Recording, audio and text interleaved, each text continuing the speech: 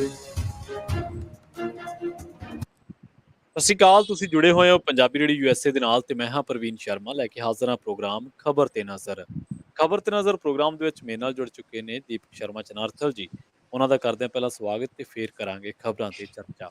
ਸ਼ਰਮਾ ਜੀ, ਸਤਿ ਸ਼੍ਰੀ ਅਕਾਲ। ਸਵਾਗਤ ਹੈ ਜੀ ਪੰਜਾਬੀ ਰੇਡੀਓ USA ਤੇ। ਸਤਿ ਸ਼੍ਰੀ ਅਕਾਲ ਪ੍ਰਵੀਨ ਜੀ, ਸਾਰੇ ਦਰਸ਼ਕਾਂ ਨੂੰ ਸਰੋਤਿਆਂ ਨੂੰ ਮੇਰੀ ਪਿਆਰ ਭਰੀ ਸਤਿ ਸ਼੍ਰੀ ਅਕਾਲ ਜੀ। ਪ੍ਰੋਗਰਾਮ ਦੇ ਵਿੱਚ ਅੱਗੇ ਵਧਣ ਤੋਂ ਪਹਿਲਾਂ ਧੰਨਵਾਦ ਕਰਦੇ ਚੱਲੀਏ ਸਾਡੇ ਸਪਾਂਸਰਸ ਦਾ, ਜਿਹੜੇ ਜ਼ਰੀਆ ਬਣਦੇ ਨੇ ਇਹਨਾਂ ਪ੍ਰੋਗਰਾਮਾਂ ਨੂੰ ਤੁਹਾਡੇ ਤੱਕ ਪਹੁੰਚਾਉਣ ਦੇ ਲਈ। ਖਾਲਸਾ ਇੰਸ਼ੋਰੈਂਸ ਏਜੰਸੀ ਵਾਲੇ ਪਿਛਲੇ ਕਈ ਦਹਾਕਿਆਂ ਤੋਂ ਇੰਸ਼ੋਰੈਂਸ ਦੇ ਵਿੱਚ ਸ਼ਾਨਦਾਰ ਸੇਵਾਵਾਂ ਦੇਣ ਦੇ ਲਈ ਜਾਣੇ ਜਾਂਦੇ ਨੇ। ਕਿਸੇ ਵੀ ਤਰ੍ਹਾਂ ਦੀ ਇੰਸ਼ੋਰੈਂਸ ਦੇ ਲਈ ਤੁਸੀਂ ਇਹਨਾਂ ਦੇ ਨਾਲ 408-272-2500 ਤੇ ਗੱਲ ਕਰ ਸਕਦੇ ਹੋ।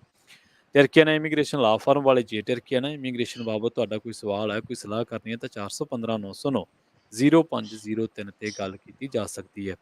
ਗੁਰਦੀਪ ਸਿੰਘ ਬਿਰਦੀ ਕਲੋਬੀ, ਸਤਨਾਮ ਸਿੰਘ ਸ਼ੇਰਗਿੱਲ ਸਿਲਮਾ, ਜਗਤਾਰ ਸਿੰਘ ਆਨੰਦਪੁਰੀ ਫਰੀਮੌਂਟ, ਚਰਨਜੀਤ ਸਿੰਘ ਬਦਵਾਲ, ਪਿਆਰਾ ਸਿੰਘ, ਰਾਹੁਲ ਗੁਰਪਾਲ ਗਿੱਲ ਸੈਕਰਾਮੈਂਟੋ, ਗੁਰਦੀਪ ਸਿੰਘ ਗਿੱਲ ਤੇ ਪਰਿਵਾਰ ਯੂਬਾ ਸਿਟੀ, ਮਨਦੀਪ ਸਿੰਘ, ਸਰਬਜੀਤ ਕੌਰ ਸੈਨ ਹੋਜ਼ੇ, ਮਨਜੀਤ ਸਿੰਘ ਸੈਨ ਹੋਜ਼ੇ, ਮੀਰੀ ਪੀਰੀ ਸੇਵਾ ਸੁਸਾਇਟੀ ਫਰੈਜ਼ਨੋ ਤੇ ਜ਼ੈਂਡਰ ਗਰੁੱਪ ਵਾਲੇ। ਕਿਸੇ ਵੀ ਤਰ੍ਹਾਂ ਦਾ ਘਰ ਖਰੀਦਣਾ ਜਾਂ ਘਰ ਵੇਚਣਾ ਜਾਂ ਲੈਣਾ ਚਾਹੁੰਦੇ ਤੁਸੀਂ ਹੋਮ ਲੋਨ ਤੇ ਇਹਨਾਂ ਦੇ ਨਾਲ 559-905-2575 ਤੇ ਗੱਲ ਕੀਤੀ ਜਾ ਸਕਦੀ ਹੈ।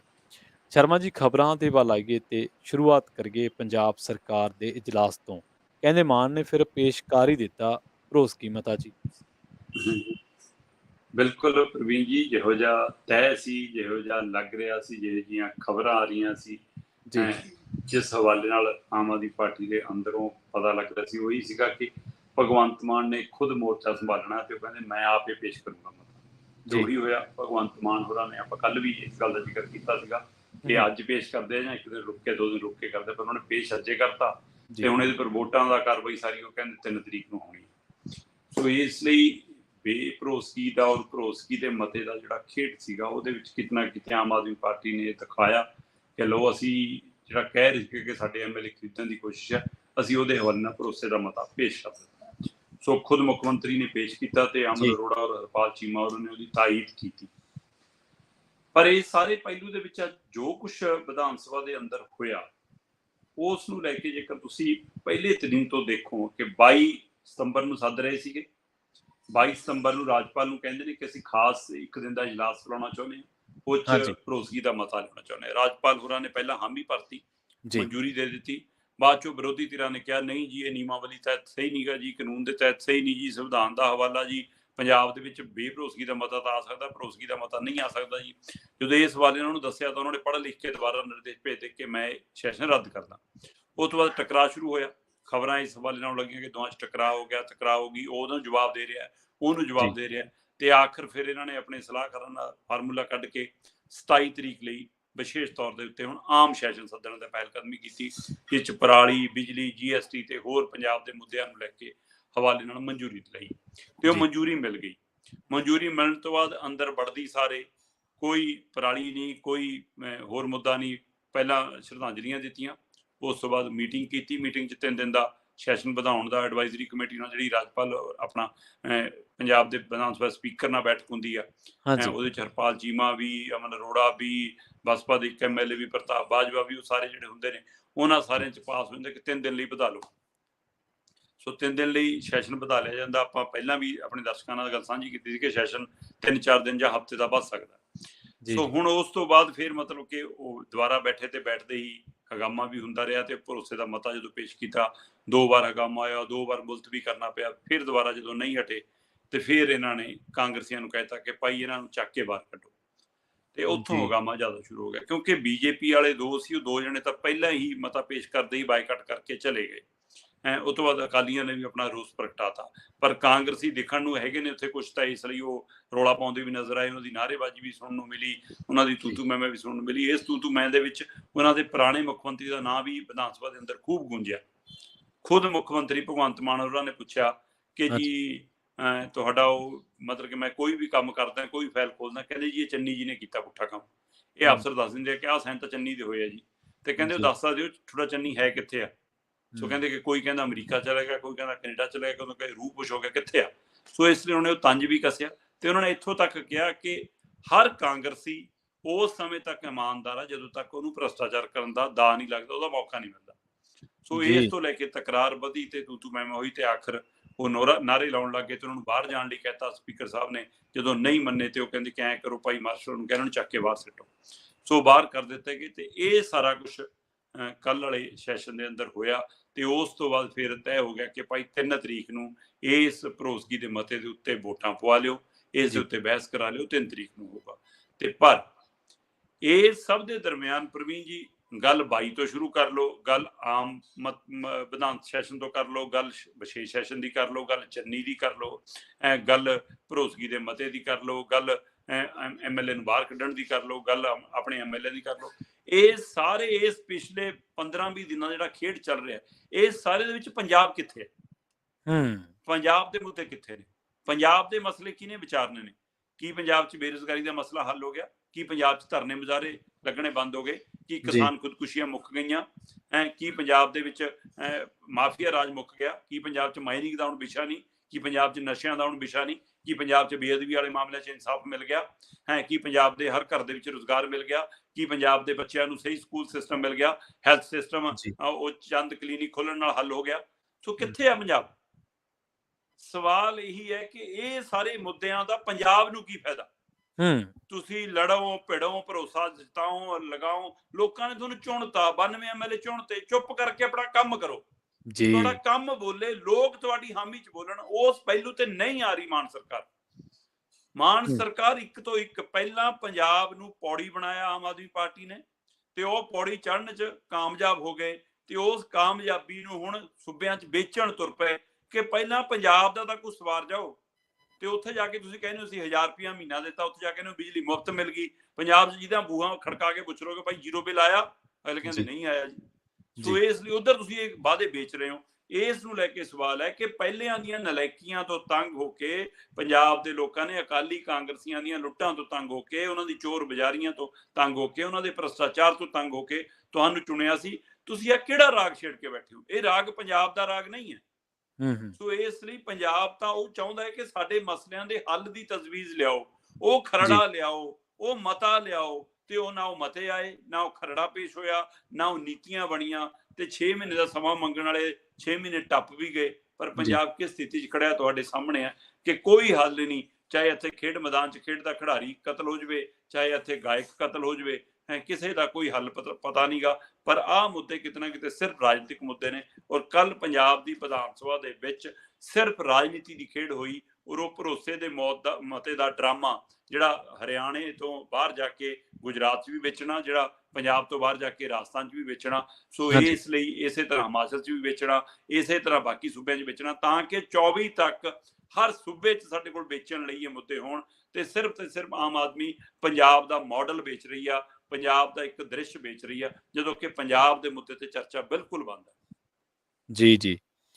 ਅਗਲੀ ਖਬਰ ਦੇ ਵੱਲ ਵਧੀਏ ਸ਼ਰਮਾ ਜੀ, ਤੇ ਗੱਲ ਕਰੀਏ ਇਜਲਾਸ ਦੇ ਬਰਾਬਰ 2 ਹੋਰ ਇਜਲਾਸਾਂ ਦੀ। ਕਹਿੰਦੇ ਮਾਨ ਦੇ ਇਜਲਾਸ ਦੇ ਬਰਾਬਰ 2 ਹੋਰ ਇਜਲਾਸ ਹੋਏ ਆ ਜੀ।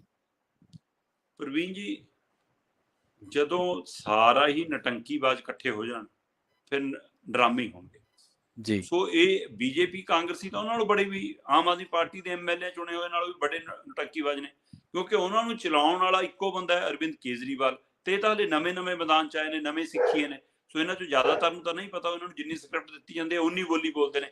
ਪਰ ਉਹ ਤਾਂ ਹੰਡੇ ਤਪੇ ਨੇ, ਚਾਹੇ ਉਹ ਮਾਫੀਆ ਰਾਜ ਵਾਲੇ ਮਾਮਲੇ ਹੋਣ, ਚਾਹੇ ਉਹ ਕੇਂਦਰ ਵਾਲੀਆਂ ਨੀਤੀਆਂ ਪਾਲਿਸੀਆਂ ਹੋਣ, ਚਾਹੇ ਰਾਜਨੀਤਿਕ ਮਸਲੇ ਹੋਣ। ਸੋ ਉਹ ਤਾਂ ਪੁਰਾਣੇ ਹੰਡੇ ਤਪੇ, ਉਹਨਾਂ ਨੂੰ ਪਤਾ ਕਿ ਹਾਂ ਕਿਵੇਂ ਧਿਆਨ ਡਿਵਰਟ ਕਰਨਾ। ਸੋ ਬੀਜੇਪੀ ਕਾਹਲੀ ਕਿਉਂ ਸੀ ਕੱਲ ਭੱਜਣ ਲਈ? ਕਿਉਂਕਿ 2 ਜਣੇ ਨੇ ਤੇ ਦੋਵਾਂ ਦੀ ਅੰਦਰ ਕਿਸੇ ਨੇ ਸੁਣਨੀ ਨਹੀਂ, ਕਿਸੇ ਨੇ ਦਿਖਾਉਣਾ ਨਹੀਂ, ਕਿਸੇ ਚਲਾਉਣਾ ਨਹੀਂ। ਉਹ ਲਾਈਵ ਕਰਕੇ ਵੀ ਤੁਹਾਡੀ ਨਜ਼ਰ ਨਹੀਂ ਆਉਣੀ ਸੀ ਕਿਤੇ। ਇਸ ਲਈ ਉਹ ਤਾਂ ਕਾਲੇ ਸੀ ਕਿ ਫਟਾਫਟ ਅਸੀਂ ਬਾਈਕਾਟ ਕਰੀਏ ਤੇ ਬਾਹਰ ਜਾਈਏ, ਕਿਉਂਕਿ ਬਾਹਰ ਵੱਡਾ ਮਜਬਾ ਲਾਇਆ ਸੀ। ਜਿਹੜੇ ਪੰਜਾਬ ਦੀ ਵਿਧਾਨ ਸਭਾ ਤੱਕ ਨਹੀਂ ਪਹੁੰਚ ਸਕੇ, ਜਿਹੜੇ ਨਹੀਂ ਜਿੱਤ ਸਕੇ, ਉਹ ਸਾਰੇ ਬਿਠਾਏ ਸੀ ਬਾਹਰ ਜੀ। ਤੇ ਉਸੇ ਤਰ੍ਹਾਂ ਦੀ ਉਹ ਕਾਂਗਰਸੀ ਬੀਜੇਪੀ ਦੀ ਸਾਂਝੀ ਵਿਧਾਨ ਸਭਾ ਲਾਈ ਗਈ ਜਨਤਾ ਦੀ ਵਿਧਾਨ ਸਭਾ ਦੇ ਨਾਂ ਦੇ ਉੱਤੇ। ਸੈਕਟਰ 37 ਦੇ ਵਿੱਚ ਭਾਰਤੀ ਜਨਤਾ ਪਾਰਟੀ ਦਾ ਪੰਜਾਬ ਦਾ ਦਫ਼ਤਰ ਹੈ, ਉਹਦੇ ਨਾਲ ਇਹ ਪੁਰਾਣਾ ਬੱਤਰਾ ਸਿਨੇਮਾ ਤੇ ਉਹ ਬੱਤਰੇ ਸਿਨੇਮੇ ਦੀ ਪਾਰਕਿੰਗ ਖਾਸੀ ਖੁੱਲੀ ਆ। ਉੱਥੇ ਆਮ ਤੌਰ ਤੇ ਟੈਕਸੀਆਂ ਟੁਕਸੀਆਂ ਵਾਲੇ, ਕੁਲਚਿਆਂ ਕਲਚਿਆਂ ਵਾਲੇ ਖੜੇ ਰਹਿੰਦੇ ਆ। ਤੇ ਕੱਲ ਉਹਨਾਂ ਵਿਚਾਰਿਆਂ ਨੂੰ ਭਜਾਤਾ ਹੋਣਾ ਕਿ ਚਲੋ ਵੀ ਖਾਲੀ ਕਰੋ, ਹਾਂ ਅੱਜ ਸਾਡੀ ਵਾਰੀ, ਅਸੀਂ ਕੁਲਚੇ ਵੇਚਣੇ ਆ। ਸੋ ਇਸ ਲਈ ਰਾਜਨੀਤਿਕ ਕੁਲਚੇ ਕੱਲ ਉੱਥੇ ਵੇਚੇ ਗਏ। ਸੋ ਉੱਥੇ ਇਹ ਹਿਸਾਬ ਦਾ ਪੂਰਾ ਮੇਜ਼ ਲਾ ਕੇ ਸਾਬਕਾ ਸਪੀਕਰ, ਉਹ ਡਿਪਟੀ ਸਪੀਕਰ ਹੈ ਭੱਟੀ, ਹੋਰਾਂ ਨੂੰ ਸਪੀਕਰ ਬਣਾ ਕੇ ਉਹ ਪੂਰਾ ਖੇਡ ਕੀਤਾ। ਤੇ ਮਤੇ ਪੇਸ਼ ਕਰ ਰਹੇ ਨੇ ਜੀ, ਕਦੇ ਅਸ਼ਵਨੀ ਸ਼ਰਮਾ ਜੀ, ਕਦੇ ਮਨੋਰੰਜਨ ਕਾਲੀਆ ਜੀ, ਕਦੇ ਰਾਜਕੁਮਾਰ ਬੇਰਕਾ ਜੀ, ਕਦੇ ਸੁਨੀਲ ਜਾਖੜ ਜੀ, ਕਦੇ ਗਰੇਵਾਲ ਜੀ। ਫਿਰ ਪੰਜਾਬ ਦੇ ਕਿਸਾਨਾਂ ਦਾ ਫਿਕਰ ਵੀ ਆਇਆ, ਪੰਜਾਬ 'ਚ ਭ੍ਰਿਸ਼ਟਾਚਾਰ ਜੀ, ਦਾ ਫਿਕਰ ਵੀ ਆਇਆ, ਪੰਜਾਬ ਦੇ ਪਾਣੀਆਂ ਦੀ ਚਿੰਤਾ ਵੀ ਆਈ, ਪੰਜਾਬ ਦੇ ਮੁਨਾਫੇ ਦੀ ਚਿੰਤਾ ਵੀ ਆਈ, ਪੰਜਾਬ ਦੇ ਬੇਰੁਜ਼ਗਾਰਾਂ ਦੀ। ਸਾਰੇ ਮਤੇ ਆਏ, ਫਿਰ ਸਾਰੇ ਮਤੇ ਪ੍ਰਵਾਨ ਵੀ ਹੋ ਗਏ, ਪਾਸ ਵੀ ਹੋ ਗਏ।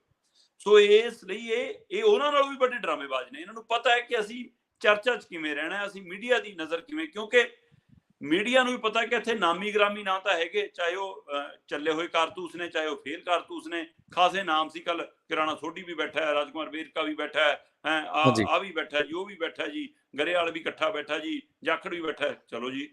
ਸੋ ਇਸ ਲਈ ਮੀਡੀਆ ਦਾ ਧਿਆਨ ਖਿੱਚਣ ਕੋਈ ਪੰਜਾਬ ਵਾਲੀ ਫਿਕਰਮੰਦੀ ਨਹੀਂ। ਜੇਕਰ ਫਿਕਰਮੰਦੀ ਹੋਵੇ ਤਾਂ ਕੇਂਦਰ ਵਾਲੀਆਂ ਨੀਤੀਆਂ ਤੇ ਬੋਲੇ ਨਾ ਬੀਜੇਪੀ, ਕਿ ਪੰਜਾਬ 'ਚ ਭਾਈ ਬਿਲਕੁਲ BSF ਸਹੀ ਦੀ ਹੈ। ਕੀ ਲੋੜ ਆ, ਪੰਜਾਬ ਦਾ ਜਲਿਆਂਵਾਲੇ ਬਾਗ ਦਾ ਨਾਸ ਕਿਉਂ ਕੀਤਾ, ਪੰਜਾਬ ਦੇ ਇਤਿਹਾਸ ਨੂੰ ਕਿਉਂ ਤਰੋੜਿਆ ਮਰੋੜਿਆ, ਪੰਜਾਬ ਦੇ ਪਾਣੀਆਂ ਤੇ ਡਾਕਾ ਕਿਉਂ ਮਾਰ ਰਹੇ ਹੋ, ਪੰਜਾਬ ਦੇ ਵਿੱਚ BBMB 'ਚ ਸਾਡੀ ਮੈਂਬਰਸ਼ਿਪ ਕਿਉਂ ਖਤਮ ਕੀਤੀ। ਪੁੱਛਣ ਨਾ ਬੀਜੇਪੀ ਵਾਲੇ, ਪੰਜਾਬ BJP ਵਾਲੇ, ਜੇ ਫਿਕਰ ਹੋਵੇ ਪੁੱਛਣ ਕਿ ਮੋਦੀ ਜੀ ਕਿਸਾਨ ਅੰਦੋਲਨ ਖਤਮ ਹੋਣ ਲੱਗੇ, ਤੁਸੀਂ ਜਿਹੜੀ ਚਿੱਠੀ ਲਿਖੀ ਸੀ ਉਹ 'ਚ ਕਿਹਾ ਸੀਗਾ ਕਿ MSP ਕਾਨੂੰਨੀ ਤੌਰ ਤੇ ਜੀ, ਦੇਣ ਦੇ ਲਈ ਅਸੀਂ ਕਮੇਟੀ ਬਣਾਵਾਂਗੇ। ਕਿੱਥੇ ਆ ਉਹ ਕਮੇਟੀ, ਕਿੱਥੇ ਆ MSP?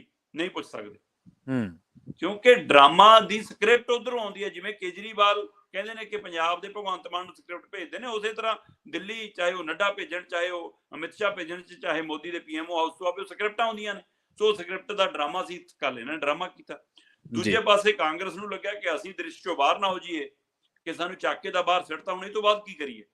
ਸੋ ਇਸ ਲਈ ਉਹ ਭੁੰਜੇ ਬੈਠ ਨਹੀਂ ਸਕਦੇ ਸੀ। ਪ੍ਰਤਾਪ ਬਾਜਵਾ ਹੋਰੀ, ਤਰਿੰਦਰ ਬਾਜਵਾ ਹੋਰੀ ਤੇ ਸੁਖਜਿੰਦਰ ਰੰਧਾਵਾ, ਤੇ ਚੱਲ ਮੁੰਡਾ ਚਾਹੇ ਨੌਜਵਾਨ ਆ ਪ੍ਰਧਾਨ, ਪਰ ਪ੍ਰਧਾਨਗੀ ਕਰਕੇ ਉਹਨੂੰ ਵੀ ਕੁਰਸੀ ਦੇਤੀ। ਤੇ ਰਾਜਾ ਵੜਿੰਗ ਵੀ, ਸੁਖਜਿੰਦਰ ਰੰਧਾਵਾ ਵੀ, ਪ੍ਰਤਾਪ ਬਾਜਵਾ ਵੀ ਤੇ ਜੀ, ਤਰਿੰਦਰ ਬਾਜਵਾ ਵੀ, ਇਹ ਜੀ ਕੁਰਸੀਆਂ ਤੇ ਬਹਿ ਗਏ।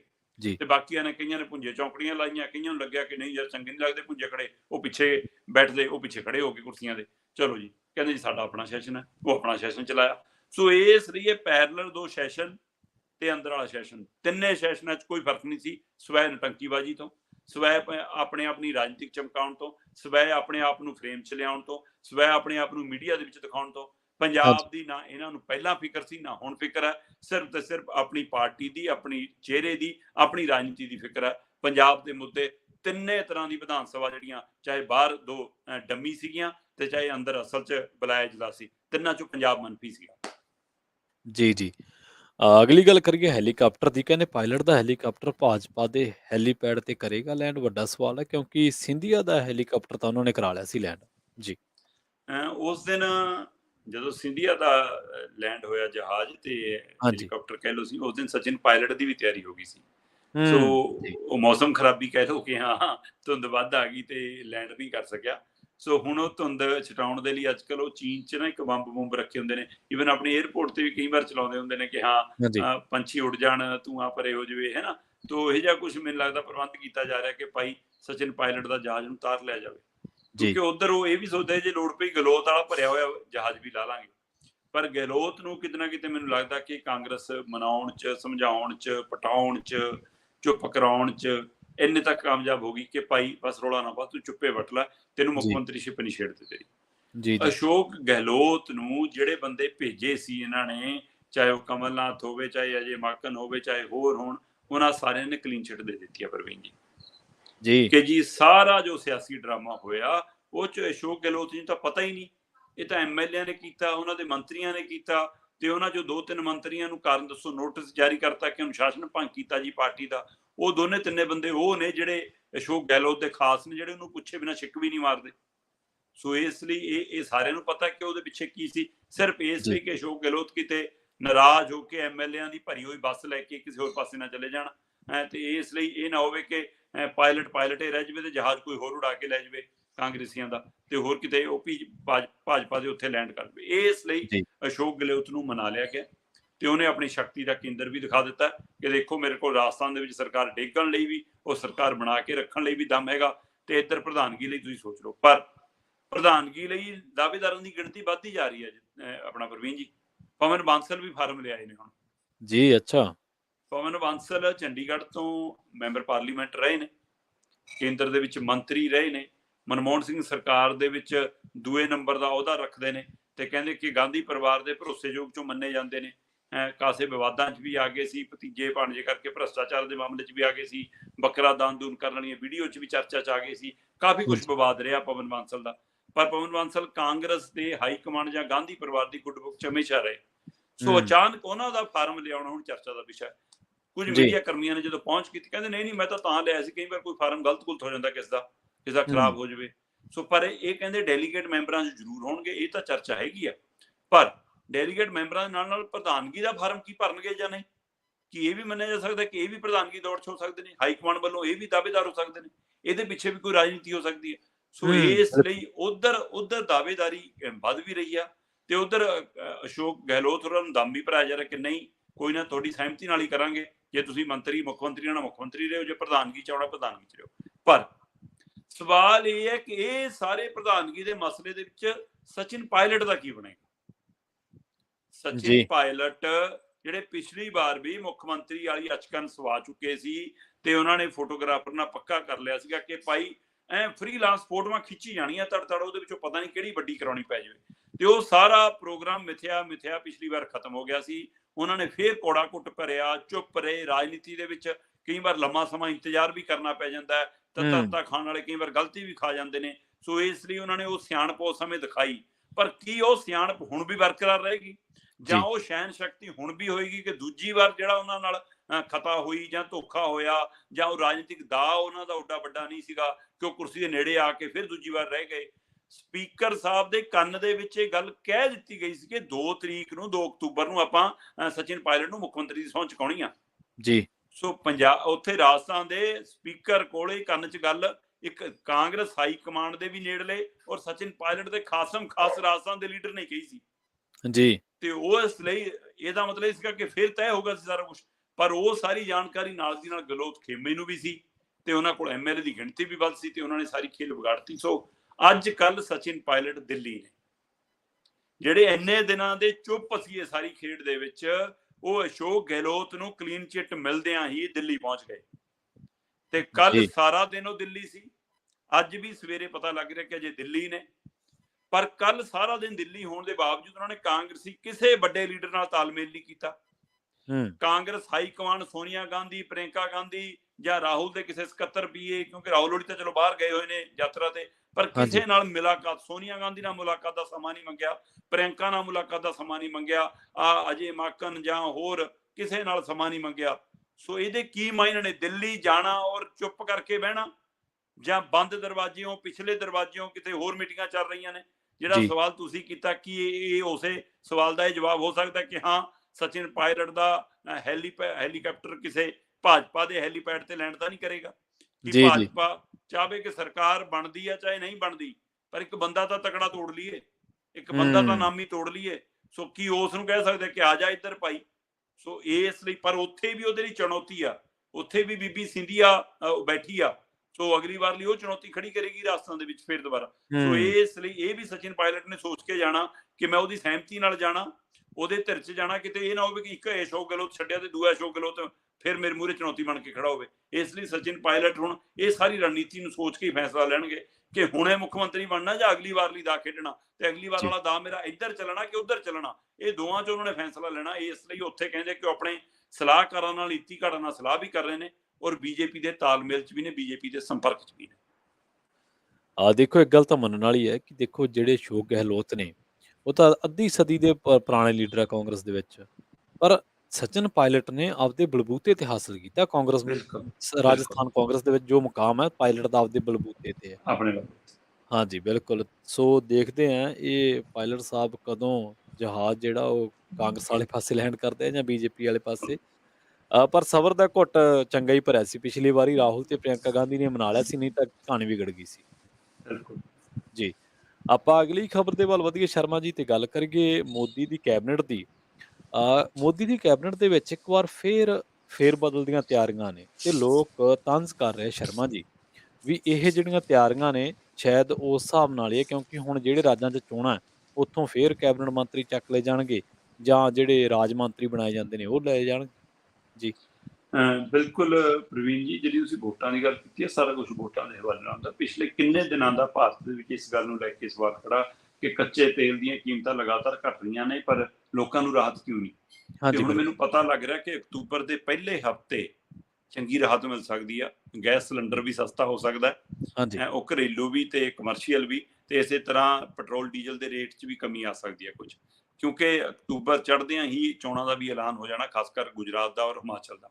ਸੋ ਹਾਂਜੀ ਇਸ ਲਈ ਉਸ ਨੂੰ ਧਿਆਨ 'ਚ ਰੱਖਦਿਆਂ ਹੋ ਸਕਦਾ ਕਿ ਪੂਰੇ ਦੇਸ਼ ਵਾਸੀਆਂ ਨੂੰ ਤੇਲ 'ਚ ਰਾਹਤ ਮਿਲ ਜਾਵੇ। ਇਸੇ ਤਰ੍ਹਾਂ ਦੀ ਰਣਨੀਤੀ ਇਹਨਾਂ ਦੀ ਲੀਡਰਾਂ ਨੂੰ ਲੈ ਕੇ, ਪਾਰਟੀ ਨੂੰ ਲੈ ਕੇ ਵੀ ਹੁੰਦੀ ਆ, ਔਰ ਉਹਦੇ ਵਿੱਚ ਵੀ ਇਹ ਹੁੰਦਾ ਕਿ ਕਿਹੜੀ ਬਰਾਦਰੀ ਨੂੰ ਫਾਇਦਾ ਦੇਣਾ, ਕਿਹੜੇ ਭਾਈਚਾਰੇ ਨੂੰ ਫਾਇਦਾ ਦੇਣਾ, ਕਿਹੜੀ ਜਾਤ ਨੂੰ ਫਾਇਦਾ ਦੇਣਾ, ਕਿਹੜੇ ਧਰਮ ਨੂੰ ਫਾਇਦਾ ਦੇਣਾ। ਔਰ ਉਹ ਧਰਮ, ਜਾਤ, ਫਿਰਕੇ ਨੂੰ ਕੋਈ ਫਾਇਦਾ ਨਹੀਂ ਹੁੰਦਾ, ਬਸ ਉਹਨਾਂ ਦੇ ਨਾਮ ਦੀ ਤਖਤੀ ਲੱਗਦੀ ਹੈ ਕਿ ਤੁਹਾਡੀ ਧਰਮ ਜਾਤ ਨਾਲ ਸੰਬੰਧਿਤ ਆਹ ਲੀਡਰ ਅਸੀਂ ਜੀ ਮੰਤਰੀ ਬਣਾਤਾ, ਆਹ ਲੀਡਰ ਨੂੰ ਅਸੀਂ ਆਹ ਅਹੁਦਾ ਦੇਤਾ, ਆਹ ਵਿਅਕਤੀ ਨੂੰ ਅਸੀਂ ਆਹ ਥਾਂ ਦੇਤੀ। ਸੋ ਉਸ ਭਾਈਚਾਰੇ ਚੋਂ ਜਿਹੜਾ ਪਹੁੰਚ ਹੀ ਮੰਤਰੀ ਅਹੁਦੇ ਤੱਕ ਗਿਆ, ਜਿਹੜਾ ਸੁੱਖ ਸਹੂਲਤਾਂ ਮਾਣ ਰਿਹਾ, ਉਸ ਇੱਕ ਸਿਖਰ ਦੀ ਲੇਅਰ 'ਚ ਆ ਗਿਆ, ਫਿਰ ਉਹ ਕਿੱਥੇ ਜਾਤ ਧਰਮ ਦੇ ਹਾਣ ਦਾ ਰਹਿੰਦਾ, ਸਾਰਿਆਂ ਨੂੰ ਪਤਾ ਹੈ। ਫਿਰ ਉਹ ਕਿਹੜੀ ਉਹਨਾਂ ਦੀ ਇੱਕ ਵੱਖਰੀ ਉਹ ਬਰਾਦਰੀ ਹੈ ਤਾਂ ਲੀਡਰਾਂ ਦੀ, ਜਿਹੜੀ ਆਪਾਂ ਸਾਰੇ ਜਾਣਦੇ ਹਾਂ ਕਿ ਫਿਰ ਮਸੇਰੇ ਭਰਾ ਬਣ ਜਾਂਦੇ ਆ ਸਾਰੇ। ਸੋ ਇਸ ਲਈ ਇਹ ਵੀ ਇੱਕ ਲੋਕਾਂ ਨਾਲ ਧੋਖਾ ਹੁੰਦਾ ਕਿ ਹਾਂ ਤੁਹਾਡੇ ਭਾਈਚਾਰੇ ਦਾ ਮੁੱਖ ਮੰਤਰੀ, ਤੁਹਾਡੇ ਭਾਈਚਾਰੇ ਦਾ ਮੰਤਰੀ। ਸੋ ਇਹ ਸਾਰੀ ਕਵਾਇਦ ਨੂੰ ਵੀ ਧਿਆਨ ਰੱਖਿਆ ਜਾਂਦਾ, ਔਰ ਇਸ ਗੱਲ ਦੀ ਭਾਜਪਾ ਤਾਂ ਜ਼ਿਆਦਾ ਮਹਾਰਤ ਰੱਖਦੀ ਹੈ। ਭਾਜਪਾ ਲੜਾਉਣ 'ਚ ਵੀ, ਪੜਾਉਣ 'ਚ ਵੀ, ਟਕਰਾਉਣ 'ਚ ਵੀ, ਧਰਮ ਜਾਤ ਦੇ ਲੀਡਰਾਂ ਦੇ ਨਾਂ ਦੇ ਉੱਤੇ ਰਾਜਨੀਤੀ ਵੇਚਣ ਦੇ ਵਿੱਚ ਵੀ ਮਹਾਰਤ ਉਹਨਾਂ ਕੋਲ। ਸੋ ਉਸ ਮਹਾਰਤ ਦੇ ਮੁਖੀ ਨਰਿੰਦਰ ਮੋਦੀ ਜੀ ਨੇ ਅੱਜ ਆਪਣੇ ਘਰੇ ਬੈਠਕ ਬੁਲਾਈ ਹੈ, ਮੰਤਰੀ ਮੰਡਲ ਦੀ ਗੈਰ ਰਸਮੀ ਬੈਠਕ ਹੈ ਇੱਕ ਤਰ੍ਹਾਂ ਨਾਲ, ਤੇ ਪਰ ਬੁਲਾਈ ਆਫੀਸ਼ੀਅਲੀ ਤੌਰ ਤੇ ਹੀ ਹੈ, ਅਧਿਕਾਰੀਆਂ ਵੱਲੋਂ ਹੀ ਹਦਾਇਤ ਕਰਕੇ ਕਿਹਾ ਗਿਆ ਕਿ ਆ ਜਾਓ ਸਾਰੇ ਘਰੇ। ਸੋ ਇਹਦੇ ਵਿੱਚ ਜਿਹੜੀ ਰਣਨੀਤੀ ਬਣੀ ਹੈ ਪ੍ਰਵੀਨ ਜੀ, ਉਹ ਇਹ ਬਣੀ ਆ ਕਿ ਜਿਹੜੇ ਮਤਲਬ ਕਿ ਚਾਹੇ ਉਹ ਰਾਜ ਮੰਤਰੀ ਨੇ, ਕਿਸੇ ਮਿਨਿਸਟਰ ਦੇ ਅਧੀਨ ਕੰਮ ਕਰਦੇ ਨੇ, ਚਾਹੇ ਹੈ ਰਾਜ ਮੰਤਰੀ ਮੰਗੇ ਨੇ ਪਰ ਇੰਡੀਪੈਂਡੈਂਟ ਨੇ, ਮਤਲਬ ਉਹਨਾਂ ਦੇ ਉੱਪਰ ਕੋਈ ਮੰਤਰੀ ਨਹੀਂਗਾ, ਸੁਤੰਤਰ ਵਿਭਾਗ ਦਿੱਤਾ ਹੋਇਆ ਜਿਨ੍ਹਾਂ ਨੂੰ, ਹੈ ਨਾ। ਸੋ ਉਹਨਾਂ ਮੰਤਰੀਆਂ ਨੂੰ ਲੈ ਕੇ ਖਾਸ ਕਰਕੇ ਉਹਨਾਂ ਨੂੰ ਕਿਹਾ ਕਿ ਆਪਣੀ ਭਾਈ ਪੂਰੀ ਤਿਆਰੀ ਕਰਕੇ ਆਇਓ, ਤੁਹਾਡੇ ਕੰਮਕਾਜ ਦਾ ਡੈਮੋ ਪੁੱਛਿਆ ਜਾਣਾ, ਤੁਹਾਡੀ ਖੜ ਕੇ ਪੂਰੀ ਮਤਲਬ ਕਿ ਤੁਹਾਨੂੰ ਸੁਣਨਾ ਹੈ, ਨਰਿੰਦਰ ਮੋਦੀ ਜੀ ਮੂਹਰੇ ਤੁਸੀਂ ਬੋਲਣਾ ਹੈ, ਠੀਕ ਹੈ, ਕਿ ਤੁਸੀਂ ਕੀ ਕੀ ਕੰਮ ਕੀਤਾ। ਇਸ ਲਈ ਉਹਨਾਂ ਦੀ ਕੱਲ ਦੇ ਕਹਿੰਦੇ ਸਾਹ ਸੁੱਕੇ ਨੇ, ਇਸ ਮੌਸਮ ਬਦਲਦੇ ਮੌਸਮ 'ਚ ਵੀ ਉਹ ਨਿੰਬੂ ਪਾਣੀ, ਠੰਡਾ ਪਾਣੀ ਪੀ ਰਹੇ ਨੇ ਕਿ ਗਲਾ ਸੁੱਕ ਰਿਹਾ ਕਿ ਮੋਦੀ ਜੀ ਮੂਹਰੇ ਬੋਲਣਾ, ਕਹਿੰਦੇ ਤਿਆਰੀਆਂ ਚੱਲ ਰਹੀਆਂ ਨੇ। ਸੋ ਜਿੰਨੇ ਰਾਜ ਮੰਤਰੀ ਨੇ ਕੈਬਨਿਟ ਦੇ, ਮੋਦੀ ਕੈਬਨਿਟ ਦੇ ਵਿੱਚ, ਔਰ ਜਿੰਨੇ ਰਾਜ ਮੰਤਰੀ ਮੰਗ ਸੁਤੰਤਰ ਵਿਭਾਗ ਰੱਖਦੇ ਨੇ ਜਿਹੜੇ, ਉਹਨਾਂ ਨੂੰ ਖਾਸ ਕਰਕੇ ਕਿਹਾ ਗਿਆ ਕਿ ਤੁਹਾਡਾ ਆਪਣਾ ਪੂਰਾ ਡੈਮੋ ਲੈ ਕੇ ਆਇਓ, ਪੂਰੇ ਕਾਰਵਾਈ ਲੈ ਕੇ ਆਇਓ, ਕੀ ਕੁਛ ਕੀਤਾ ਤੁਸੀਂ ਲੈ ਕੇ ਆਇਓ। ਇਸ ਹਵਾਲੇ ਨਾਲ ਉਹ ਮੀਟਿੰਗ ਅੱਜ ਘਰੇ ਬੁਲਾਈ ਹੈ, ਤੇ ਪਤਾ ਇਹ ਲੱਗਿਆ ਪ੍ਰਵੀਨ ਜੀ ਕਿ ਉਹ ਮੀਟਿੰਗ ਲਗਭਗ ਦੁਪਹਿਰ ਤੋਂ ਪਹਿਲਾਂ ਤੱਕ ਨਿਬੜ ਜਾਣੀ ਆ। ਅੱਛਾ। ਤੇ ਉਹ ਮਤਲਬ ਕਿ ਤੜਕੇ ਸਾਜਰੇ ਹੀ ਕਹਿ ਦਿੱਤਾ ਗਿਆ, ਸ਼ਾਇਦ 9, 9:30 ਵਜੇ ਸਾਰਿਆਂ ਨੂੰ ਪਹੁੰਚਣ ਦੀ ਹਦਾਇਤ ਹੈ, ਤੇ 10 ਤੋਂ 1-1:30 ਵਜੇ ਤੱਕ ਉਹ ਸਾਰੀ ਮੰਤਰੀਆਂ ਨੂੰ ਸੁਣ ਲੈਣਾ, ਤੇ ਸੁਣਨ ਤੋਂ ਬਾਅਦ ਰਾਤ ਨੂੰ ਫਿਰ ਰੋਟੀ ਦਾ ਸੱਦਾ ਦਿੱਤਾ ਉਹਨਾਂ ਨੂੰ ਜੀ ਆਪਣੇ ਘਰੇ ਕਿ ਮੇਰੇ ਹੀ ਘਰੇ ਰਾਤ ਨੂੰ ਰੋਟੀ ਤੇ ਆਇਓ, ਤੇ ਰੋਟੀ ਦੇ ਉੱਤੇ ਫਿਰ ਉਹ ਸਮੀਖਿਆ ਰਿਪੋਰਟ ਉਹਨਾਂ ਦੀ ਸਾਰੀ ਸੁਣਨ ਤੋਂ ਬਾਅਦ ਮੋਦੀ ਜੀ ਫੈਸਲਾ ਸੁਣਾਉਣਗੇ ਕਿ ਕਿਹੜਾ ਵਿਭਾਗ ਨਿਕੰਮਾ ਰਿਹਾ, ਕਿਹੜੇ ਵਿਭਾਗ ਦੀ ਕਾਰਗੁਜ਼ਾਰੀ ਵਧੀਆ ਰਹੀ, ਕਿਹਦੀ ਤਰੱਕੀ ਹੋਣੀ ਆ, ਕਿਹਦੇ ਪਰ ਕੁਤਰੇ ਜਾਣੇ ਨੇ। ਇਹ ਸਾਰਾ ਫੈਸਲਾ ਫਿਰ ਰਾਤ ਵਾਲੀ ਰੋਟੀ ਤੇ ਹੋਣਾ, ਤੇ ਉਸ ਸਮੇਂ ਇਹ ਸੰਭਾਵਨਾ ਹੈ ਕਿ ਉਸ ਸਮੇਂ ਸੰਕੇਤ ਸਾਹਮਣੇ ਆਉਣ ਕਿ ਭਾਈ ਚਾਹੇ ਹਿਮਾਚਲ ਨੂੰ ਧਿਆਨ 'ਚ ਰੱਖ ਕੇ, ਚਾਹੇ ਗੁਜਰਾਤ ਨੂੰ ਧਿਆਨ 'ਚ ਰੱਖ ਕੇ, ਚਾਹੇ 2024 ਨੂੰ ਧਿਆਨ 'ਚ ਰੱਖ ਕੇ, ਚਾਹੇ ਹੋਰ ਫਿਰਕਾ ਜਾਤ ਧਰਮ ਨੂੰ ਧਿਆਨ 'ਚ ਰੱਖ ਕੇ, ਕੁਝ ਮੰਤਰੀਆਂ ਦੇ ਵਿਭਾਗ ਬਦਲੇ ਜਾ ਸਕਦੇ ਨੇ, ਕੁਝ ਮੰਤਰੀਆਂ ਨੂੰ ਤਰੱਕੀ ਦਿੱਤੀ ਜਾ ਸਕਦੀ ਆ, ਕੁਝ ਮੰਤਰੀਆਂ ਦੇ ਪਰ ਕੁਤਰੇ ਜਾ ਸਕਦੇ ਨੇ। ਇਹ ਸਾਰਾ ਕੁਝ ਰਾਤ ਦੀ ਰੋਟੀ ਤੇ ਹੋਊਗਾ। ਰੋਟੀ ਤੇ ਸੱਦ ਲਏ, ਪਰ ਸਾਰਿਆਂ ਨੂੰ ਕਹਿੰਦੇ ਭੁੱਖ ਮਰੀ ਹੋਈ ਆ, ਰੋਟੀ ਖਾਣ ਦੀ ਕਿਸੇ ਦੀ ਹਿੰਮਤ ਨਹੀਂ ਹੋਣੀ ਜਦੋਂ ਤੱਕ ਇਹ ਨਹੀਂ ਪਤਾ ਲੱਗਦਾ ਕਿ ਹੋਣਾ ਕੀ ਹੈ। ਤੇ ਉੱਥੇ ਪਤਾ ਲੱਗੂਗਾ ਕਿਹੜਾ ਮਿੱਠਾ ਖਾ ਕੇ ਆਊਗਾ ਤੇ ਕਿਹਦਾ ਨਮਕੀਨ ਖਾਣ ਨੂੰ ਵੀ ਜੀ ਨਹੀਂ ਕਰਨਾ। ਸੋ ਦੇਖਦੇ ਹਾਂ ਜੀ ਅੱਜ ਕੀ ਹੁੰਦਾ।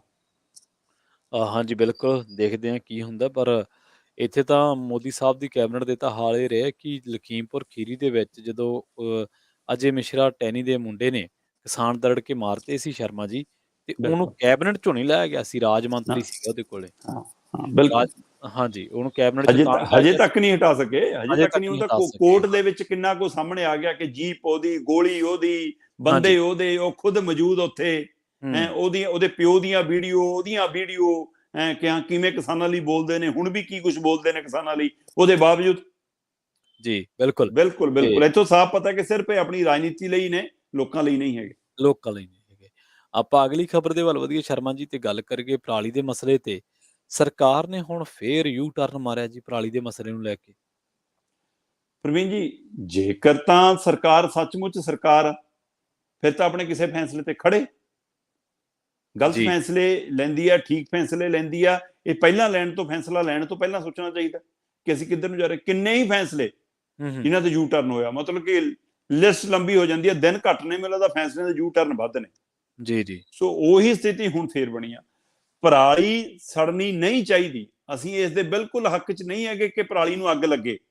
ਪਰਾਲੀ ਨਾਲ ਵਾਤਾਵਰਨ ਜਿਹੜਾ ਖਰਾਬ ਹੁੰਦਾ, ਪਰ ਜੀ ਜਿਹੜੇ ਕਿਸਾਨ ਦੇ ਖੇਤ 'ਚ ਅੱਗ ਲੱਗਦੀ ਆ, ਉਹਦੇ ਜਵਾਕ, ਉਹਦੇ ਪਿੰਡ, ਉਹਦੇ ਮੁਹੱਲੇ ਤੱਕ ਅਸਰ ਪਹਿਲਾਂ ਜਾਂਦਾ, ਹਾਂਜੀ ਬਾਕੀਆਂ ਤੱਕ ਤਾਂ ਬਾਅਦ ਚੋਂ ਜਾਣਾ। ਹੂੰ ਜਿਹੜਾ ਅੱਗ ਲਾਉਣ ਆ ਰਿਹਾ, ਉਹਦੀਆਂ ਅੱਖਾਂ, ਉਹਦਾ ਗਲਾ, ਉਹਦੇ ਫੇਫੜੇ ਪਹਿਲਾਂ ਨੇ ਮੂਹਰੇ।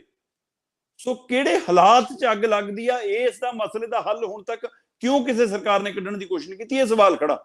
ਜੀ ਸੋ ਇੱਕ ਵਾਰ ਤਾਂ ਬੀਕੇ ਜੰਜੂਆ ਜੀ ਨੇ ਮਤਲਬ ਕਿ ਆਰਡਰ ਮਾਰੇ ਚੱਕ ਕੇ, ਹਾਂ ਡੀਸੀਆਂ ਨੂੰ, ਕਿ ਚੱਕ ਦੋ ਵੀ, ਮਾਰ ਦਿਓ ਲਾਲ ਲਾਈਨਾਂ ਮਾਲ ਰਿਕਾਰਡ ਦੇ ਵਿੱਚ, ਜਿਹੜੇ ਵੀ ਕਿਸਾਨ ਦੇ ਖੇਤ ਨੂੰ ਅੱਗ ਲੱਗੀ ਉਹਦਾ ਹਿਸਾਬ ਕਿਤਾਬ ਕੱਢੋ ਤੇ ਉਹਦੀਆਂ ਸਬਸਿਡੀਆਂ ਬੰਦ, ਉਹਦੀਆਂ ਸਹੂਲਤਾਂ ਬੰਦ, ਉਹਦੇ ਜਵਾਕਾਂ ਨੂੰ ਮਿਲਦੀਆਂ ਸਹੂਲਤਾਂ ਬੰਦ, ਉਹਨੂੰ ਮੋਟਰ ਬੰਬੀਆਂ ਦੇ ਬਿੱਲ ਬੰਦ, ਸਾਰਾ ਕੁਝ ਕਰ ਦਿਓ ਖਤਮ, ਤੇ ਮਾਰ ਦਿਓ ਲੀਕ ਉਹਦੇ ਤੇ ਲਾਲ। ਸੋ ਲਾਲ ਲਕੀਰ ਨੂੰ ਲੈ ਕੇ ਆਪਾਂ ਵੀ ਚਰਚਾ ਕੀਤੀ ਸੀ ਕਿ ਹਰੇ ਪੈਨ ਨਾਲ ਲਾਲ ਲਕੀਰਾਂ ਵੱਜਣਗੀਆਂ। ਸੋ ਚਰਚਾ ਸਰਕਾਰ ਦੇ ਦਰਬਾਰ ਤੱਕ ਵੀ ਪਹੁੰਚੀ, ਕਿਸਾਨ ਜਥੇਬੰਦੀਆਂ ਦਾ ਰੋਸਾ ਵੀ ਪਹੁੰਚਿਆ। ਕਿਸਾਨ ਜਥੇਬੰਦੀਆਂ ਨੇ ਇਹ ਕਿਹਾ ਕਿ ਸਾਨੂੰ ਵੀ ਪਰਾਲੀ ਸਾੜਨ ਦਾ ਸ਼ੌਂਕ ਨਹੀਂਗਾ, ਤੁਸੀਂ ਉਹਦਾ ਮੁੱਲ ਦੇ ਦਿਓ, ਸਾਨੂੰ ਪਰਾਲੀ ਸੰਭਾਲਣ ਦਾ ਹਰਜਾਨਾ ਤਾਂ ਦੇ ਦਿਓ, ਪਰਾਲੀ ਚੱਕਣ ਆ ਜਾਓ, ਆਪ ਚੱਕਣ ਆ ਜਾਓ, ਅਸੀਂ ਝੋਨਾ ਵੱਢ ਕੇ ਵਿਹਲੇ ਹੋ ਜਾ ਕਰਾਂਗੇ, ਪਰਾਲੀ ਲੈ ਜਾਓ। ਸੋ ਇਸ ਲਈ ਉਸ ਮਸਲੇ ਦੇ ਉੱਤੇ ਪੰਜਾਬ ਸਰਕਾਰ ਦੀ, ਭਗਵੰਤ ਮਾਨ ਦੀ ਜਿਹੜੀ ਤਜਵੀਜ਼ ਸੀ ਕਿ 2500 ਰੁਪਈਆ ਪਰ ਏਕੜ ਦੇ ਹਵਾਲੇ ਨਾਲ ਕੇਂਦਰ ਨਾਲ ਮਿਲ ਕੇ ਆਪਾਂ ਯੋਜਨਾ ਚਲਾ ਲਈਏ, 1500 ਰੁਪਈਆ ਪਰ ਏਕੜ ਪਿੱਛੇ ਕੇਂਦਰ। ਜੀ ਜੀ ਸੋ ਆਪਾਂ ਜਿਹੜੀ ਚਰਚਾ ਉਹ ਕਰ ਰਹੇ ਹਾਂ, ਆਪਣੀ ਕਿ ਖਬਰ ਪਰ ਜੀ ਏਕੜ ਦੇ ਪਿੱਛੇ ਕਿ 1000 ਰੁਪਈਆ ਪੰਜਾਬ ਸਰਕਾਰ ਪਾ ਦਿਆ ਕਰੇ। ਸੋ ਇੰਜ 2500, ਪਰ ਉਹਦੇ ਉੱਤੇ ਕੇਂਦਰ ਕਹਿੰਦੇ ਪਿੱਛੇ ਹਟ ਗਈ। ਇੱਧਰ ਕਿਸੇ ਸਮੇਂ 100 ਰੁਪਈਆ ਪਰ ਕੁਆਂਟਲ ਪਿੱਛੇ ਮੰਗ ਚੱਲਦੀ ਸੀ, ਉਸ ਨੂੰ 200 ਰੁਪਈਆ ਪਰ ਕੁਆਂਟਲ ਤੱਕ ਲਿਆਂਦਾ ਗਿਆ ਕਿ ਜਿਵੇਂ ਚੀਜ਼ਾਂ ਦੇ ਭਾਅ ਵਧ ਰਹੇ ਨੇ, ਪਰ ਨਾ 100 ਮਿਲਿਆ ਨਾ 200 ਮਿਲਿਆ, ਗੱਲਾਂ ਹੀ ਚੱਲਦੀਆਂ ਰਹੀਆਂ। ਸੋ ਇਸ ਲਈ ਕਿਸਾਨ ਫਿਰ ਕੀ ਕਰੇ, ਮਤਲਬ ਕਿ ਉਹ ਇਸ ਚੱਕਰ ਦੇ ਵਿੱਚ, ਔਰ ਕਈ ਜਿੱਦ ਚਲਾਉਂਦੇ ਨੇ, ਕਈ ਜਿਹੜੇ ਸੰਭਾਲਣ ਦੀ ਸਮਰੱਥ ਵੀ ਨੇ, ਕਈ ਮਤਲਬ ਕਿ ਜਥੇਬੰਦੀਆਂ ਦੇ ਲੀਡਰ ਵੱਡੇ ਵੱਡੇ, ਜ਼ਿਮੀਂਦਾਰ ਵੱਡੇ, ਘਰਾਣੇ ਵੱਡੇ, ਉਹ ਵੀ ਲਾਉਂਦੇ ਨੇ। ਈਵਨ ਕਈ ਥਾਵਾਂ ਤੇ ਛੋਟੇ ਸੰਭਾਲਦੇ ਵੀ ਦੇਖੇ ਨੇ ਅਸੀਂ। ਕਈਆਂ ਨੇ ਇਸ ਤੋਂ ਸਮਝ ਵੀ ਲਈ ਆ, ਕਈਆਂ ਨੇ ਇਸ ਲਈ ਪਹਿਲ ਕਦਮੀਆਂ ਵੀ ਕੀਤੀਆਂ।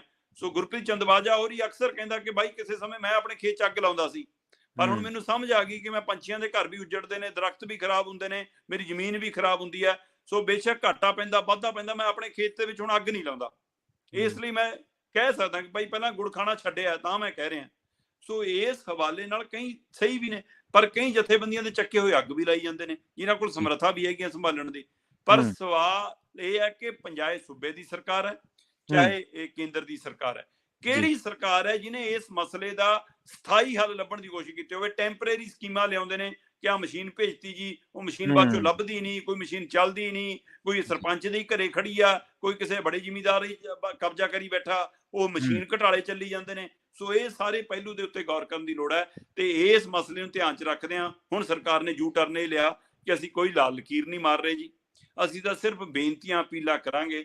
ਸੋ ਫਿਰ ਉਹ ਚੀਫ ਸੈਕਟਰੀ ਦਾ ਹੁਕਮ ਕੀ ਸੀ ਭਾਈ, ਜਿਹੜਾ ਡੀਸੀਆਂ ਨੂੰ ਗਿਆ, ਤੇ ਉਹ ਇਹਦਾ ਮਤਲਬ ਤੁਸੀਂ ਯੂ ਟਰਨ ਲੈ ਰਹੇ ਹੋ। ਹੁਣ ਖੇਤੀਬਾੜੀ ਮੰਤਰੀ ਨੇ ਕਿਹਾ ਕਿ ਅਸੀਂ ਅਪੀਲ ਕਰਾਂਗੇ ਕਿਸਾਨਾਂ ਨੂੰ, ਅਸੀਂ ਬੇਨਤੀ ਕਰਾਂਗੇ, ਅਸੀਂ ਨਹੀਂ ਮਤਲਬ ਕਿ ਕੋਈ ਉਹਨਾਂ ਤੇ ਕਾਰਵਾਈ ਕਰਾਂਗੇ, ਕੋਈ ਲਾਲ ਲਕੀਰ ਨਹੀਂ ਵੱਜੂ, ਕੋਈ ਰੈੱਡ ਐਂਟਰੀ ਨਹੀਂ ਹੋਊਗੀ, ਕੋਈ ਉਹਨਾਂ ਦੀ ਸਬਸਿਡੀਆਂ ਨਹੀਂ ਰੋਕੀਆਂ ਜਾਣਗੀਆਂ, ਕੋਈ ਸਹੂਲਤਾਂ ਨਹੀਂ ਰੋਕੀਆਂ ਜਾਣਗੀਆਂ। ਬਸ ਕਿਸਾਨਾਂ ਨੂੰ ਅਰਜ਼ੋਈ ਤੇ ਬੇਨਤੀ ਆ ਕਿ ਉਹ ਪਰਾਲੀ ਨਾ ਸਾੜਨ। ਸੋ ਇਸ ਦੀ ਬੇਨਤੀ ਤਾਂ ਅਸੀਂ ਵੀ ਕਰਦੇ ਹਾਂ, ਪਰ ਅਸੀਂ ਨਾਲ ਦੀ ਨਾਲ ਸਰਕਾਰ ਨੂੰ ਵੀ ਅਪੀਲ ਵੀ ਕਰਦੇ ਹਾਂ, ਚੇਤਾਵਨੀ ਵੀ ਕਰਦੇ ਹਾਂ ਕਿ ਭਾਈ ਕਿਸਾਨਾਂ ਦੀ ਬਾਂਹ ਫੜੋ। ਉਹ ਮਜਬੂਰ ਹੋ ਕੇ ਅੱਗ ਲਾਉਂਦਾ ਹੈ, ਉਹਦੇ ਕੋਲ ਟਰੈਕਟਰ 'ਚ ਤੇਲ ਪਾਉਣ ਲਈ ਪੈਸੇ ਕਿੱਥੋਂ ਆਉਣਗੇ, ਜਿਹਦੇ ਕੋਲ ਮਤਲਬ ਕਿ ਆਪਣੀ ਫਸਲ ਐਕਟੀ, ਫਿਰ ਝੋਨੇ ਦਾ ਝਾੜ ਬਹੁਤ ਘਟਣਾ ਪ੍ਰਵੀਨ ਜੀ, ਚਾਹੇ ਉਹ ਮੌਸਮ ਦੀ ਮਾਰ ਆ ਤੇ ਚਾਹੇ ਉਹ ਪਈ ਬਿਮਾਰੀ ਹੈ ਕਿ ਰੰਗ ਬਦਲ ਰਿਹਾ ਝੋਨਾ। ਸੋ ਪਹਿਲਾਂ ਕਣਕ ਦਾ ਝਾੜ ਕਿੰਨਾ ਘਟਿਆ। ਸੋ ਇਸ ਲਈ ਕਿਸਾਨ ਤਾਂ ਉਸ ਦੁਵਿਧਾ ਚੋਂ ਨਹੀਂ ਨਿਕਲ ਪਾਉਂਦਾ, ਉਹਦੇ ਤਾਂ ਕਿੰਨੀਆਂ ਹੀ ਸਦਰਾਂ ਦੇ ਉੱਤੇ ਪਾਣੀ ਫਿਰ ਜਾਂਦਾ ਜਦੋਂ ਇਹ ਮੌਸਮ ਆਉਂਦਾ। ਸੋ ਇਸ ਲਈ ਉਹ ਇਸ ਹਵਾਲੇ ਨਾਲ ਪਰਾਲੀ ਦੇ ਮਸਲੇ ਦੇ ਹੱਲ ਦੇ ਲਈ, ਚਾਹੇ ਉਹ ਖੇਤੀ ਮਾਹਰ ਨੇ ਜਿਹੜੇ MSP ਨੂੰ ਲੈ ਕੇ ਮੀਟਿੰਗਾਂ ਬੁਲਾਉਂਦੇ ਨੇ ਸਰਕਾਰੀ ਮਾਹਰ ਬਣ ਕੇ ਕਿ ਹਾਂ ਅਸੀਂ, ਉਹ ਇਸ ਮਸਲੇ ਦਾ ਹੱਲ ਕੱਢਣ ਲਈ ਕਿਉਂ ਨਹੀਂ ਕਦੇ ਸਾਹਮਣੇ ਆਏ। ਸੋ ਇਸ ਮਸਲੇ ਸਮਝਣ ਦੀ ਲੋੜ ਹੈ ਕਿ ਸਰਕਾਰ ਇਹ ਮਸਲੇ ਦਾ ਹੱਲ ਹੀ ਨਹੀਂ ਚਾਹੁੰਦੀ। ਜੀ ਜੀ ਸ਼ਰਮਾ ਜੀ, ਬਹੁਤ ਬਹੁਤ ਧੰਨਵਾਦ ਤੁਹਾਡਾ ਇਹਨਾਂ ਖਾਸ ਜਾਣਕਾਰੀਆਂ ਦੇ ਲਈ। ਬਹੁਤ ਸ਼ੁਕਰੀਆ ਜੀ ਜੀ ਸੋ ਪ੍ਰੋਗਰਾਮ ਖਬਰ ਤੇ ਨਜ਼ਰ ਦੇ ਵਿੱਚ ਆਪਣੇ ਨਾਲ ਜੁੜੇ ਸਨ ਦੀਪਕ ਸ਼ਰਮਾ ਚਨਾਰਥਲ ਜੀ, ਜਿਨ੍ਹਾਂ ਦੇ ਨਾਲ ਆਪਾਂ ਪਰਾਲੀ ਦੇ ਮਸਲੇ ਤੇ ਸਰਕਾਰ ਦਾ ਜਿਹੜਾ ਯੂ ਟਰਨ ਹੈ, ਮੋਦੀ ਦੀ ਕੈਬਨਿਟ ਦੇ ਵਿੱਚ ਫਿਰ ਬਦਲ ਦੀ ਤਿਆਰੀ, ਪਾਇਲਟ ਦਾ ਹੈਲੀਕਾਪਟਰ ਭਾਜਪਾ ਦੇ ਹੈਲੀਪੈਡ ਤੇ ਕਰੇਗਾ ਲੈਂਡ, ਵੱਡਾ ਸਵਾਲ ਹੈ। ਇਹ 'ਚ ਕਿਆਸਰਾਈਆਂ ਕਈ ਨੇ, ਚਰਚਾਵਾਂ ਕਈ ਤਰ੍ਹਾਂ ਦੀਆਂ ਨੇ। ਮਾਨ ਦੇ ਇਜਲਾਸ ਦੇ ਬਰਾਬਰ ਦੋ ਹੋਰ ਇਜਲਾਸ ਹੋਏ ਨੇ ਤੇ ਮਾਨ ਨੇ ਪੇਸ਼ ਕੀਤਾ ਭਰੋਸ ਕੀਮਤਾਂ। ਇਹਨਾਂ ਖਬਰਾਂ ਨੂੰ ਲੈ ਕੇ ਚਰਚਾ ਕੀਤੀ ਹੈ। ਪਰਾਲੀ ਦੇ ਹੀ ਗੱਲ ਜਿਹੜੀ ਅਖੀਰ ਦੇ ਵਿੱਚ ਇਹ ਨਿਬੜਦੀ ਇੱਥੇ ਆ ਕੇ ਸ਼ਰਮਾ ਜੀ ਕਿ ਕੈਪਟਨ ਸਾਹਿਬ ਦੀ ਸਰਕਾਰ ਤੇ ਹੁਣ ਐਲੀਗੇਸ਼ਨ ਲੱਗ ਰਿਹਾ ਕਿ 1178 ਕਰੋੜ ਰੁਪਏ ਦੀ ਜਿਹੜੀ ਮਸ਼ੀਨਰੀ ਆਈ ਸੀ ਬਿਲਕੁਲ 4 ਸਾਲਾਂ ਦੇ ਵਿੱਚ, ਉਸ ਮਸਲੇ ਤੇ ਕੀਤਾ ਹੀ ਕੱਖ ਨਹੀਂ। ਖੇਤੀ ਸੰਦ ਬੈਂਕ ਬਣਨੇ ਸੀਗੇ, ਕੇਂਦਰ ਨੇ ਪੈਸਾ ਭੇਜਿਆ ਸੀਗਾ। ਖੈਰ ਦੇਖਦੇ ਹਾਂ ਉਹਨਾਂ ਮਸਲਿਆਂ ਦੀ ਜਾਂਚ ਕਦੋਂ ਹੁੰਦੀ ਹੈ। ਸ਼ਰਮਾ ਜੀ ਬਹੁਤ-ਬਹੁਤ ਇੱਕ ਵਾਰ ਫਿਰ ਤੋਂ ਧੰਨਵਾਦ ਜੀ ਤੁਹਾਡਾ। ਬਹੁਤ ਸ਼ੁਕਰੀਆ। ਜੀ, ਜੀ। ਸੋ ਤੁਸੀਂ ਜੁੜੇ ਰਹੋ ਪੰਜਾਬੀ ਰੇਡੀਓ USA ਦੇ ਨਾਲ। ਆਖਿਰ ਦੇ ਵਿੱਚ ਇੱਕ ਵਾਰ ਫਿਰ ਤੋਂ ਤੁਹਾਨੂੰ ਸਭ ਨੂੰ ਪਿਆਰ ਸਤਿਕਾਰ ਸਹਿਤ